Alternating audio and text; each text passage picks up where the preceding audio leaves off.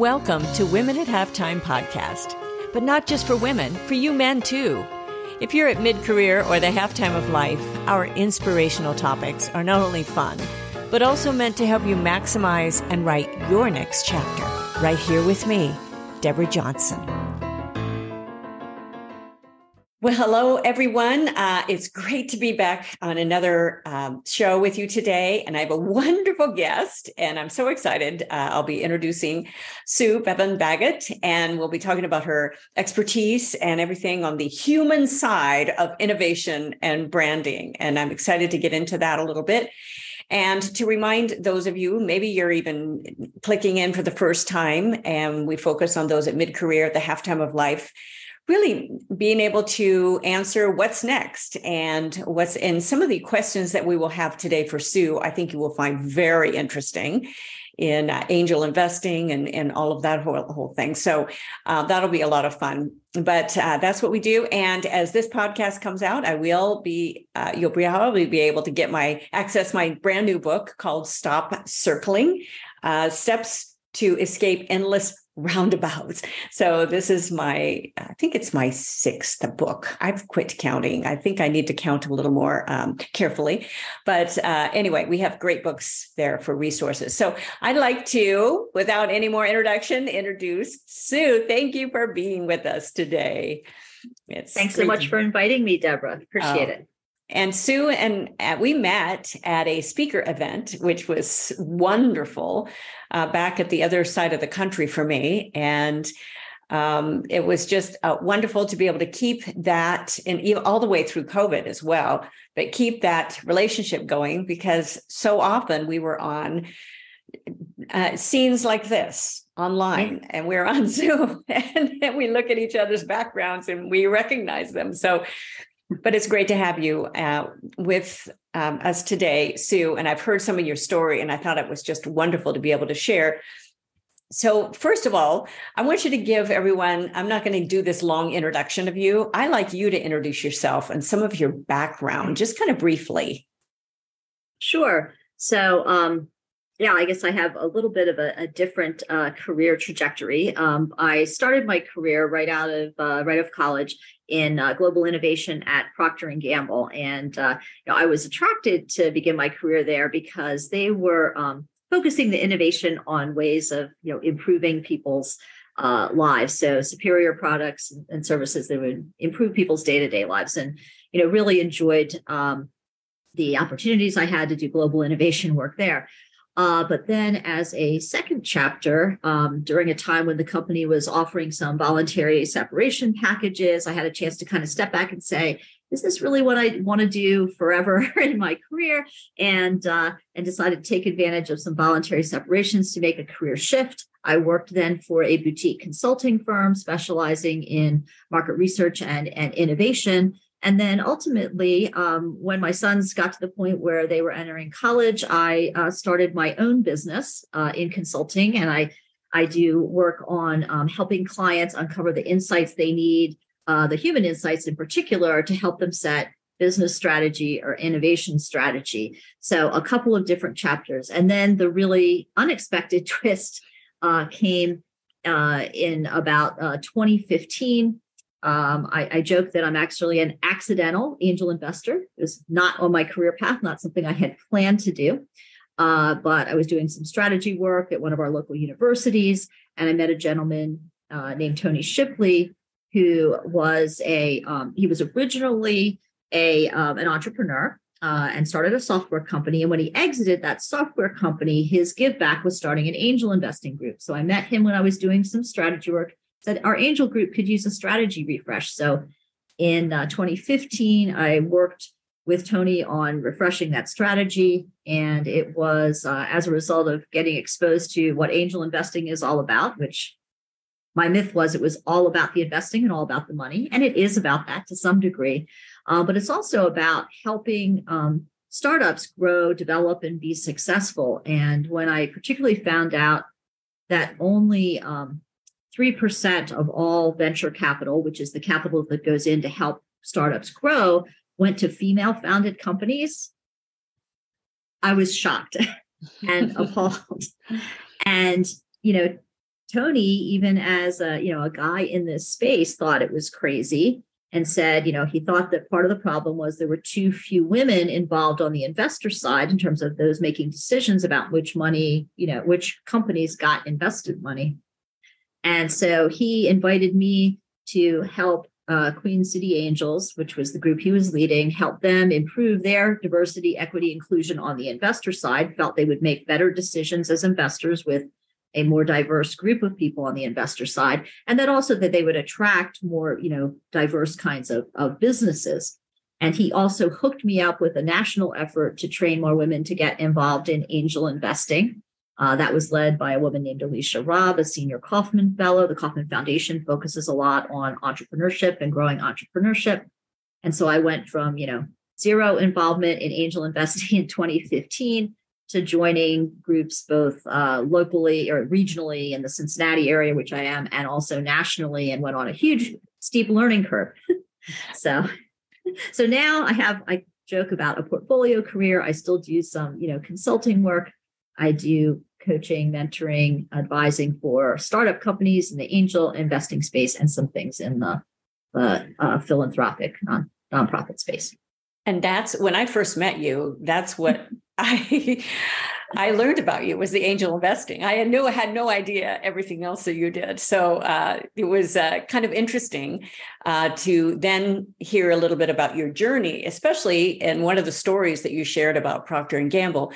And one of those stories was that real human side of innovation, of what you needed to go through, that the marketing wasn't working. And I think that's right now as we're recording this, it's at the beginning of the year. And what I do at the beginning of the year, and this will come out, a couple months later, but I evaluate what my marketing is doing and how it's affecting sales and how I'm portraying because I have so much product. And I think your story was just very insightful on some of that. And I don't know if you want to share a little bit of this, but it's actually pretty funny of some of the things that happened. But it really shows what that human side and how you were able to help uncover that.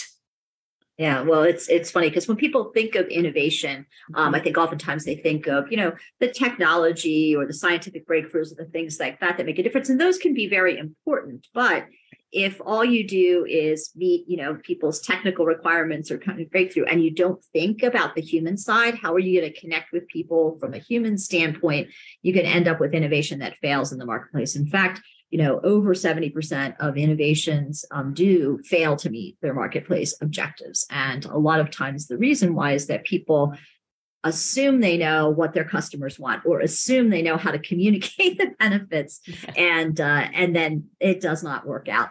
But just, I know the story, one of the stories you've heard me tell was one of the very first innovation projects I did at Proctor and Gamble. I was working in hair care at the time. And this was, way back several decades ago. And at that time, back in the 80s, it was kind of like big hair was really in. And so consumers were starting to need conditioning in addition to cleaning as part of their regimen. And they said, it's too much of a pain to use a shampoo and then a conditioner. We want, shampoo and conditioner in one. And so that was our technical objective, was to create a combination. And it sounds simple, but it's really not, because traditional shampoo ingredients were negatively charged, traditional conditioning ingredients were positively charged. If you just mix together the ingredients typically used, you get slime. Basically, slime. So we don't want that. We don't want that. No one needed slime that neither cleaned nor conditioned. So we first focused on the technical aspects, and in the laboratories being able to create a brand new type of conditioning ingredient, a new process for putting it together, and we created something that met all of our technical objectives. And we were really excited. We went out to consumer testing and thought they are going to love this. Well, no. Not at all. Our first consumer test failed completely. And, we were like, what's going on? Figure this out. So we were trying to figure out how can we get inside the minds of consumers. Clearly, there was something getting in the way about their understanding of what we were creating, et cetera. So we ended up devising these in-shower interviews.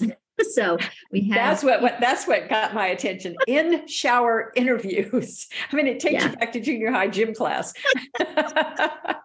Yes. And so, it was hard for us to pull our research team and get inside people's showers. But what we did is in our research center, we tried to recreate the experience that consumers were having. So we created this in-shower interview process. We hung the shower curtains low. We put people in bathing suits, of course.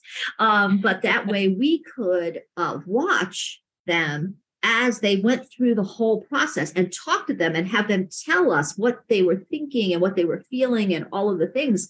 And what we ended up discovering is that there was like a lot more things that were important than just the function of the product.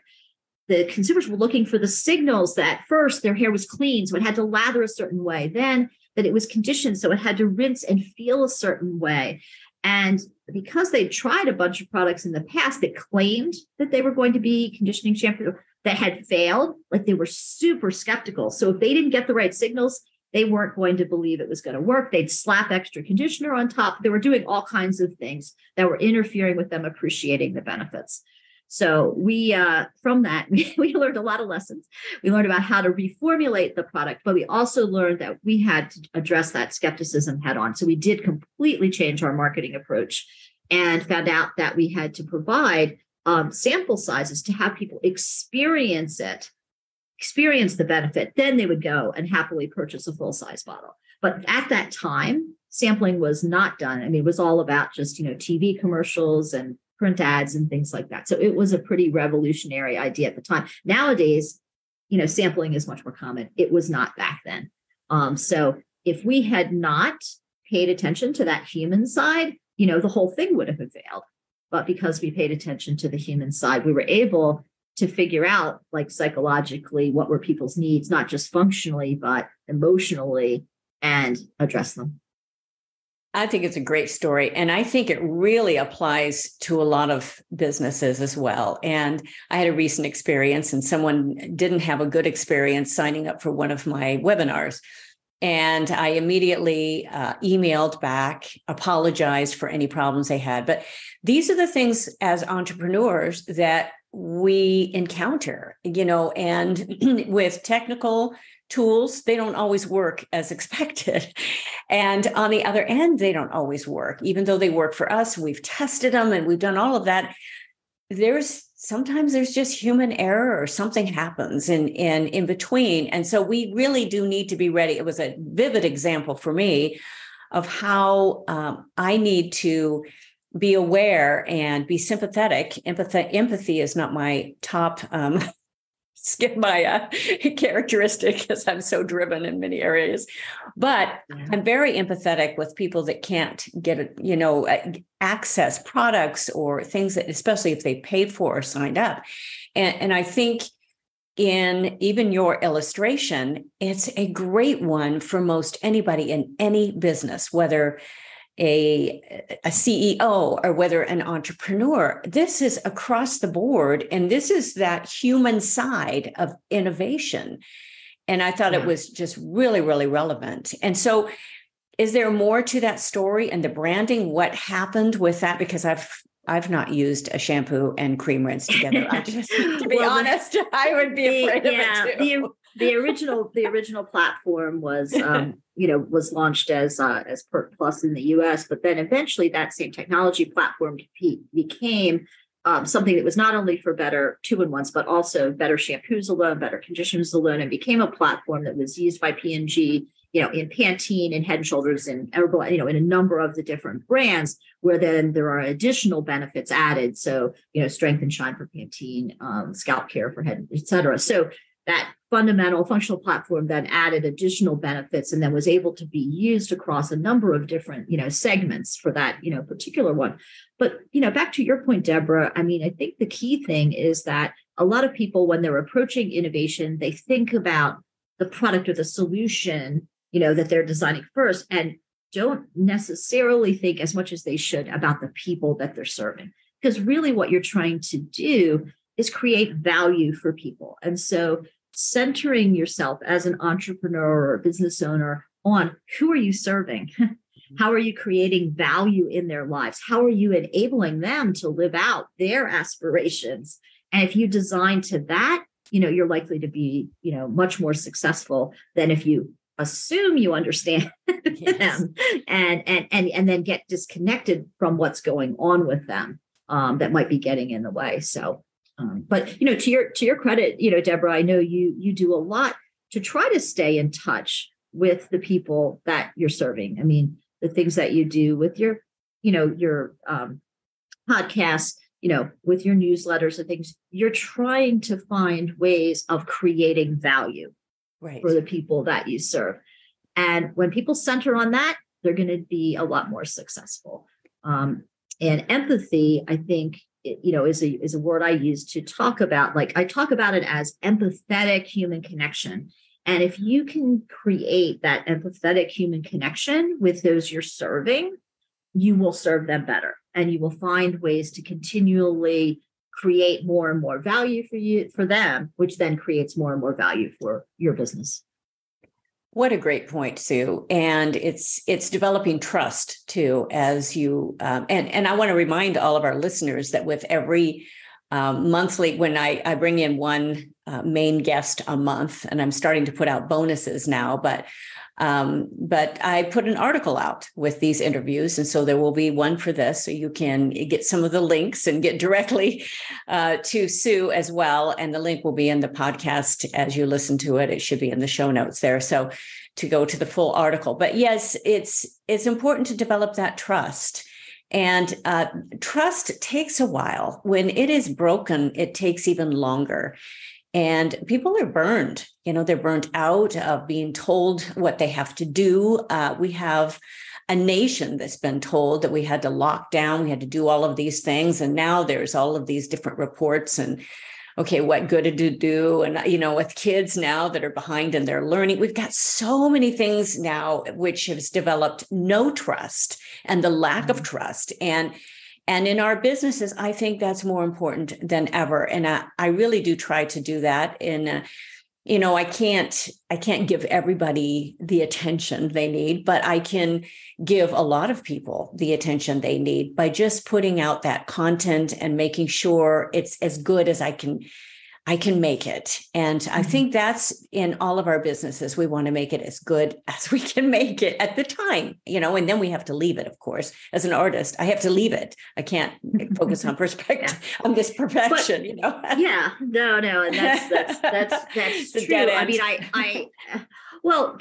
but also as an artist, you understand, sort of the creative process too, right? So, the current reality of the people you're serving, maybe here, you create things that help them and take them closer to their aspirations that may be here, but it is a creative process, right? You need to, I use this as the way of showing experimentation. You need to experiment your way to what's going to really build that value over time. So by deeply understanding them, by having empathetic understanding of their functional needs, their emotional needs, and their aspirations, what they're trying to achieve, that sets kind of your lighthouse, your North Star. But then you can kind of backcast from that and experiment. How can I serve them, get them closer to what they're trying to do? And that's a, kind of just a kind of macro level part of it. And then, you talked about trust. Trust is so important. People do business with people they know, like, and trust. Yeah. Exactly. Yes. And so you have to develop that relationship with them. And as you pointed out, if you're starting from a point of lack of trust, like, for example, in that shampoo one, we didn't realize that we were starting with so much skepticism. We did not realize how much distrust there was to overcome. And words alone did not overcome that distrust. We had to give that sample or, a taste of what we could do for them before they built it. The same thing happens in businesses with entrepreneurs. You need to build that relationship initially. You need to demonstrate your ability to give value. And then that trust can build, right, to a point where they're feeling really good about the exchange of value that they have with you and your business. And I can't think of a better way to say that, with that human side of innovation. I mean, we're thinking about the other person. You're thinking about them, and as you are, whatever you're doing. Yeah. And that's actually one of the as I work with clients now, the big mindset shift I try to create for them is stop centering on the product that you're designing. And, I work with a lot of companies. I have a technical background. I'm an engineer by training, but an empathetic engineer. So maybe yes. a little unusual. And when working with clients, then they're technically oriented. They want to jump to that problem, that solution, right?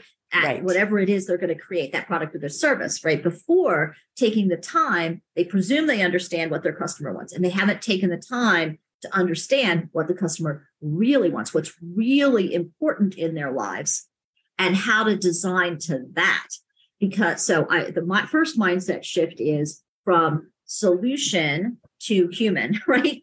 Who are you serving? So don't go to the solution first, go to the human first. And then when you're looking at that human, how can you maximize the value that you create for them? And you do that by understanding not just what they want functionally, but as humans, we have a lot of emotional needs, a lot of aspirational needs. So you need to understand all of those things first. And then, okay, now that I understand the human I'm serving, how will I design my product, my service to fulfill needs at each of those levels? And that is going to create a much, much stronger bond of loyalty. Like when you help people achieve their aspirations, that's gonna be create that relationship of trust and value that you're looking for. Really well said. And you've got to go through those steps though, because especially as creative innovators, we focus on product. And I have done that for years. Love to create. In fact, it's in the genes. I just love to create. But understanding that there's a totally different side of this, of making sure that people can access, that they can use it, the sheet music that I've put out, and all of those, that it's easy to access, it's easy to understand, add in fingering when people can't understand that, and trust is why I've worked with different organizations as well, especially as a professional musician. I've been referred. Or that people trust you because they see you perform somewhere or showcase, and they trust that you can do a good job. I've worked for Disney for years. If I did not show up or showed up late, I would not work with them anymore. They're very strict. And I've worked with them probably for, I don't know, I'm going to date myself, probably 20 to 25 years now. But it is very important to keep that trust. And, you can have different managers through the years, but to keep that trust that is going to be seamless in working with you. So it's, I think it's in our products and in your coaching and what you do when you're consulting, very, very important. And as you found your mission, if you were going to focus on what your mission and your purpose is right now, you've done so much. And especially as your background as an engineer, which is kind of unusual in some respects as a woman. So, but what is your mission and purpose at this point? And can you? So that's great. Yeah, really what I focus on right now is empowering positive impact and doing that through connection and innovation. And I use the word empowering positive impact because it might not be something I am personally, creating or doing at this point. What I love to do is work with clients and or work with entrepreneurs who have, their mission driven, their purpose driven. And I'm working alongside of them to help them build the skills and capabilities they need to create that impact. So yes, there may still be some things that I create or that I do, but working through others and giving them those skills and capabilities. Talk about developing, the future leaders in the world, right? The future CEOs, the future leaders. And if I can help them accelerate their path to success, then, to me, that's why I crafted my mission that way. And that's it gives you joy, I can tell. Yeah, it does. It does. But, and I think the reason that I talk about it as, through connection and innovation is that in my experience, the way to accelerate whatever it is you want to achieve, the way to accelerate success is to find other people who can help support you along the way. And, like we had an example of it in the heroic public speaking, right? Right. We were all there with our own unique mission around who we wanted to serve and how we wanted to help them. But we had a cohort of people that supported each other to achieve those goals. And that's very, very powerful. So to me, connection is very important. And then the innovation is important because, we need to constantly be looking for new ways to create breakthrough. I think people can kind of get stuck in their old way of doing things and maybe not see all the possibilities for driving positive change. And so that's why I have that piece of it. Right. Wonderful. Wonderful. So yeah, it's supporting each other and encouraging each other. And something I have learned is, there's always a gig. There's always, there's always another client. And you don't have to be desperate. There's so much work out there, and connection with others who can help you, lift your products up and inspire and encourage as we encourage each other. I think that's what a lot of masterminds do, but it's just great to surround yourself with those people that will encourage you, and to be picky about it too. You only have so much time. Your time is your most valuable resource. And especially when I look at this part of my life, and I've formatted my business a little bit differently to be able to do a lot of it online or automated, because I want to be able to travel more with my husband. I've traveled a lot for business.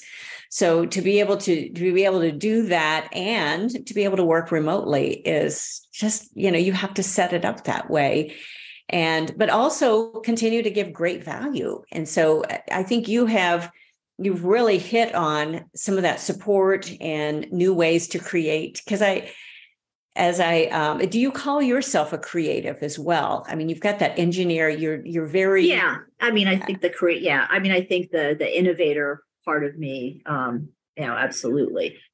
It's just, we as creators, have different types of audiences that we serve. So, you have two different audiences that you multiple, but two major ones, right? So right. You've been a creator as an entertainer, right, for a very long time. A very long time.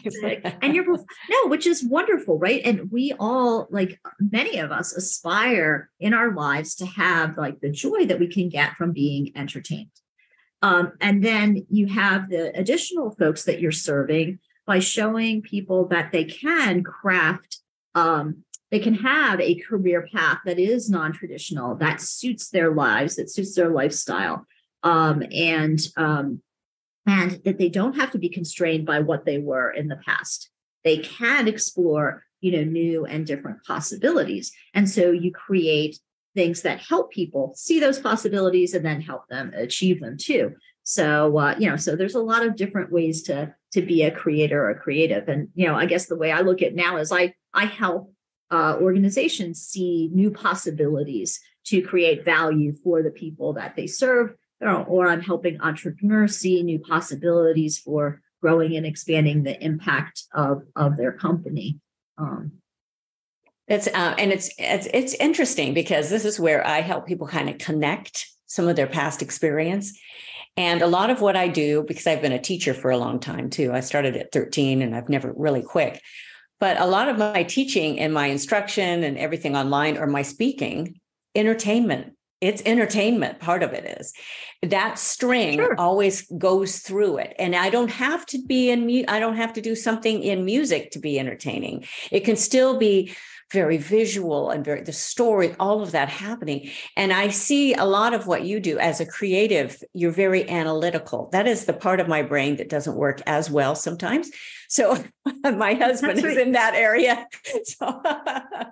But, we need both. And sometimes, yes, we do. Sometimes you have, so when people have maybe more of the creative side and maybe seek the analytical side, they partner with people like you and your husband to get both of it. And then, some people are more the analytical side and maybe miss the creative side, and they can partner. And some people have a little bit, I would call myself a little more like one of my friends calls me ambidextrous, but what I'm able to do is connect both sides, because really to make things happen, you need to have, like for breakthrough types of innovation, oftentimes you need both the technical breakthrough and the ability to create the human connection and the human communication about it, to design it to create value for people. So, so you need all of those skills. You don't have to have them all yourself, right? You can find people to work with to help you with that, which is great.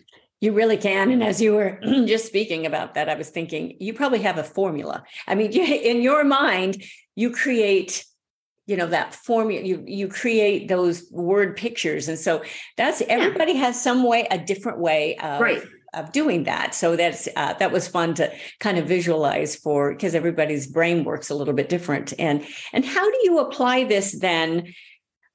Because what you've learned about leadership, because you focus also on leadership and entrepreneurism. So with all of the connections that you are doing in how you connect both sides, how does that apply with leadership and entrepreneurism? Yeah. So I'll start with the leadership part of it. So one of the other unexpected things in my journey as an innovator, you start out with an organization and you end up being at sort of the entry level and you're doing the actual innovation work. And then Procter and Gamble, like many companies, has both a technical ladder and a managerial ladder. I went up the managerial leadership ladder. And what I, learned through that is really the human side of leadership. Really, the best leaders understand the people who they have in their organization. What are each of their skills, capabilities, talents, and aspirations? And then what's the aligned vision so you can get people working together, each leveraging their unique skills and talents, but respecting each other's skills and talents. So that same amount of empathy that you have to have for your customers, you need to create that empathy with your team. And so they have that for each other. And that's how you get very, people with very diverse backgrounds, skills, and experiences. Like P&G, I was working with people from all around the world, lots of different, cultural, experiential differences. But if you can get them in an environment where you have, the trust, the psychological safety, and the belief that the leader really wants to bring all those diverse groups together to get to that next level, that can be very, very powerful. There was another story that I tell it that you may or may not have heard it in HPS, where at one point in my career, I started in hair care and then I worked at cosmetics and fragrances, and my team was 50% male. And we were charged with developing breakthrough cosmetics. And I was like, okay, I got to figure out a way to help create empathy with these, male team members.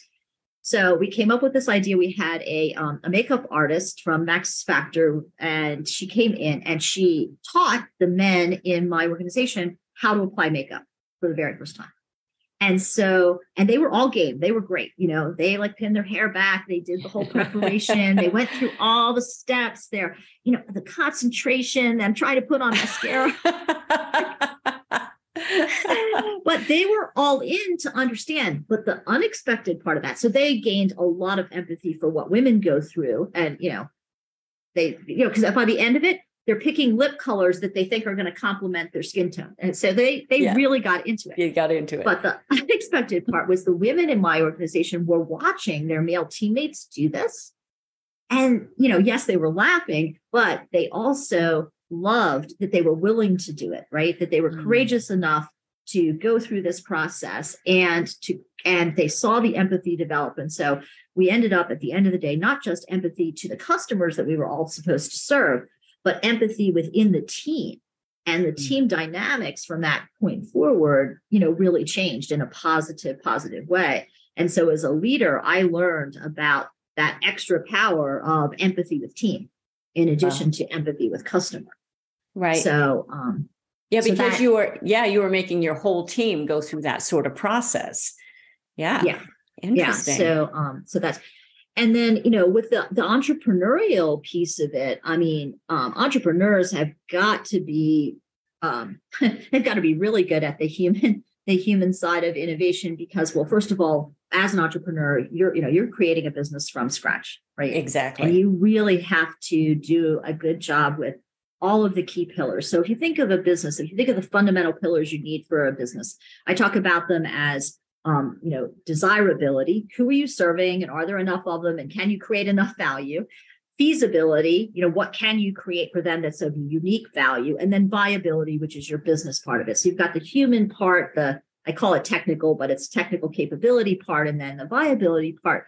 And so as an entrepreneur, you have to be really good at understanding, first and foremost, before you waste any time creating your product, do you have the right people that you're serving? Are you serving them in a way that you're creating enough value? You're solving a problem that's really important in their lives, important to them, and you're doing it in a very unique way. So I look for entrepreneurs that deeply understand the customer that they're serving, that deeply understand how to create value, and that are really committed, because entrepreneurship is hard. Yes, and so I agree. If you are not committed to that audience, you're going to have a very difficult time creating a sustainable business. So yes. It's a great point there. So, and I think that's yes, go ahead. And I was just going to say, and then as an entrepreneur, you also have to understand the thinking, the mindset of any investors. So if you're going to try to bring anybody in to support your business or work with you, you've got to use those skills that way too. And that's a whole other subject. A whole other subject. We're not going to approach that today, but I just think it's, you have given some really great stories, and I think we remember stories. And for you, with finding that human side, I was envisioning if my husband would ever put on, the makeup, the eye makeup, and how, your eyesight as you even get a little older, it's just not the same. And I got all these magnifying mirrors, and you're looking, and now we're asking each other to get a splinter out, because we can't see it. So, but there's just this empathy for each other, and understanding that, in a product, we need to understand what people actually go through. And I think that human side of innovation, and I readily admit, I have recorded full albums without really defining the complete audience for them. I've just written great music, and I love it. I've written musicals for this, and, just because I love the creative process, but really backing up. And what happens then is, after you have those products, you are now defining and narrowing down your audience, which it's kind of backwards. It still works. Yeah, it still works, because you're still, you put it out there, and you test, and then you see who you attract. Yeah. And then you can decide over time, how to evolve it or not. Yeah. And you have to experiment either way. So it's just what it is. And as part of that marketing quotient, and, figuring out what works with this whole thing. So this has just been such a great interview. They go so fast, Sue. It just goes so fast. But I just know people only listen a certain time. So, but what I do want is, are there one or two things that I want you to leave people with? First of all, how they can contact you. And if you have anything that will really help people, but usually that's on a website and we can find it there. But also, if you have one or two just takeaways, if people were listening to this and they're fascinated, but they're going, oh, you've said so much, but what do I do first? So what is, a couple of those takeaways we can have, and how we can contact you? Okay. Yeah. So just really easy. The best way to contact me is right now is on LinkedIn. So Sue Bevan Baggot, and I know you'll put it in the show notes. Yes, I will. And they can contact me through there, and my emails and all of that are on there. Two key takeaways, from, what you've told me about your audience, Deborah, is, people at Midtime. I think the first takeaway would be, see the possibilities for the impact that you can have on others. I talk about empowering customers. See the possibilities, and don't be constrained by, traditional career pathing or whatever. For me, like, if you had asked me, 10 years ago, if I'd be an angel investor, I would have laughed at you. I would have said, no way. But once I understood it, and once I understood how I could learn from a group, because I didn't learn it on my own. I would never be an individual angel. I joined groups with multiple people who were willing to teach me, and I've learned a ton. And so anyhow, the main thing is, don't be limited by possibilities. When you see a change you want to make, an impact you want to make, don't be limited by the possibilities. Be willing to get in there, have that growth mindset, surround yourself with people who are going to support your learning, and go for it. Don't be limited. So that would be one. And then the second would be, don't be limited. You mentioned this earlier, Deborah, and I just want to reinforce it, is that there will always be naysayers in our lives, right? Yes. I'll be honest, growing up, so I was about 4 years old, 4.5. And I was the oldest of 3 daughters. My parents had 2 younger sisters. I thought life was wonderful, happy. I was excited. I was the big older sister. I was, having things. And one day I overheard, we had just moved into kind of a new house. And so some new people were coming over, and it's because my new baby sister, now we had been in this tiny apartment and we needed more space. We moved into this tiny little house. So my mom had one of her friends over, and I'm playing in the other room, but I overhear her say, "I'm so sorry that I never gave Bob the son he wanted." And I'm like, wait, what's wrong with daughters? I know, yeah. What's wrong with daughters?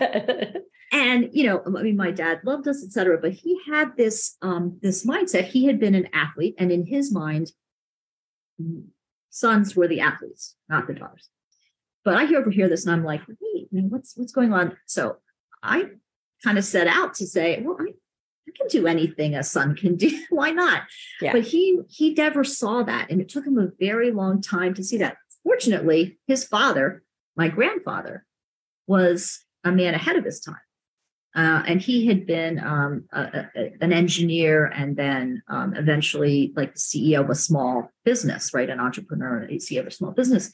He, on the other hand, would tell me, girls can be anything they want to be.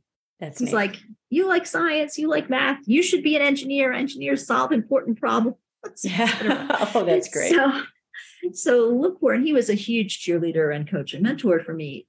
So look for the people who see the possibilities in you. Yes. And don't be limited by those who, for whatever reason, and my dad is a dear and wonderful person. He just had a narrow view. Right. And so surround yourself with the people who see the possibilities in you and who will help you and encourage you. So those would be my 2 takeaways. What a wonderful takeaway on that. And it's so funny because I never knew. I'm one of 3 girls too, and I'm the oldest.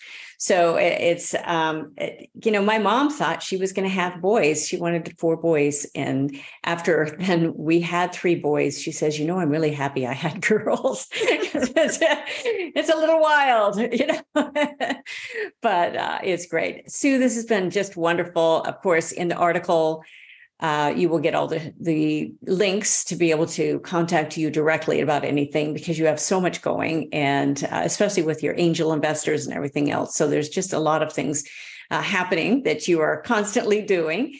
And so it'll be great. And the newsletter, if you've not signed up for newsletters, it is goalsforyourlife.com. I'm trying to say it slow because my husband tells me to slow down. I do everything fast.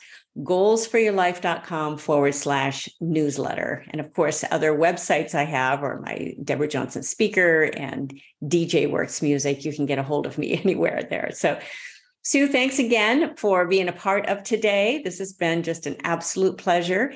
And you gave some great takeaways and a lot of, hopefully a lot of areas that people will act upon. So that'd be wonderful. So, well, thank you so much for having me, Deborah. And thank you for the work that you do to help people get unstuck. And I really think that is wonderful work and very important work that'll allow people to move forward in their lives and feel like they're bringing in that value and that meaning. So that's great. Yep. And it's why I wrote another book. I told my editor, I said, this is crazy. I'm writing another book. She just said, you know what? You have more to say. So I said, yep, I do. So, and more that will help in a little bit different way, creative way to help people move ahead in their life. So, well, thanks again for joining us. And thank you all for listening. And I will look forward then to being with you then next time. And bye for now. Thank you for joining us. It is because of our wonderful listeners like you that we keep going strong week after week. We'd love it if you'd share and follow us to not miss a single show and even write a review. You can also find all of our articles, products, and links at womenathalftime.com.